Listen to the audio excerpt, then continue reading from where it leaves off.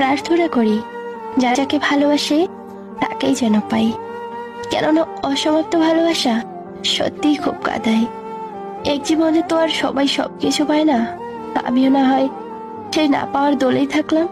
কাউকে ভালো লাগার আগে অনেক বছর একা থাকা যায়, কিন্তু কাউকে ভালো লাগার পরে মনে হয় তাকে ছাড়া জীবনটাই অসহায়। তোমাকে পাওয়া আমার ভাগ্যে নেই, সেটা আমি বুঝি, কিন্তু আমার মন কখনো তা বোঝে না। প্রিয়, যদি কোনোদিন আমার কথা একটিবারও মনে পড়ে তাহলে ফিরে এসো। আমি প্রতিক্ষণে তোমার অপেক্ষায় আছি। আজ নিজে নিজে নীরবে কাঁদছি, যে কান্না হয়তো মরণ হলে শেষ হবে।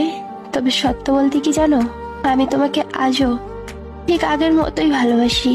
জীবনের রাস্তায় একা একা হেঁটে যাওয়া কঠিন কাজ নয়, কিন্তু কারো হাত ধরে অনেকটা পথ এগিয়ে যাওয়ার পর সেখান থেকে একা একা ফিরে আসা খুব কঠিন।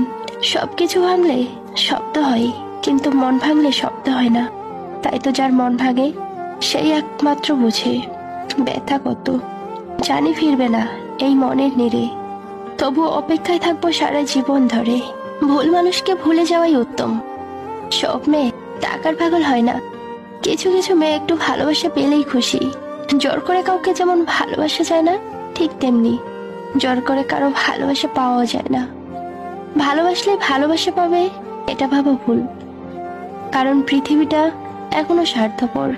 শুধুই নিতে জানে, দিতে জানে না। নিজের বউকে তারাই রানী করে রাখে যাদের মন মানসিকতা রাজার মতন, আর যারা বউকে দাসী করে রাখে তাদের মন মানসিকতা দাসের মতন।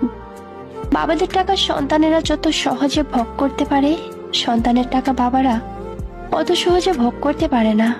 একটা মেয়ের জীবনে সবচেয়ে বড় পাওয়া হলো একজন কেয়ারিং হাজবেন্ড, যাকে তুমি ভালোবাসো তাকে নয়, যে তোমাকে ভালোবাসে তাকে ভালোবাসো। দেখবে জীবনে ভালোবাসার অভাব হবে না। কাউকে খুব হাসি খুশি দেখলে চট করে কোনো খোঁচা মেরে কথা বলবো না। এমনও হতে পারে এই হাসিটুকুর জন্য সে অনেকদিন ধরে অপেক্ষা করছে। পারলে তার হাসিতে আপনিও যোগ দিন। ধাক্কা দিয়ে ফেলে দেওয়ার মতো মানুষের অভাব নেই, কিন্তু পড়ে যাওয়া মানুষের হাতটি ধরে টেনে তোলার মতো মানুষের বড়ই অভাব। ভিক্ষা দিতে না পারো, খারাপ ব্যবহার করো না।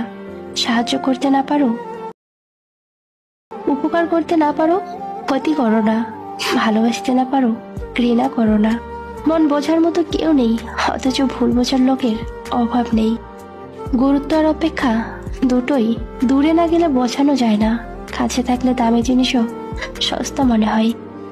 হাসতে নিজে শেখো, কাঁদতে পুরো দুনিয়া শিখিয়ে দেবে।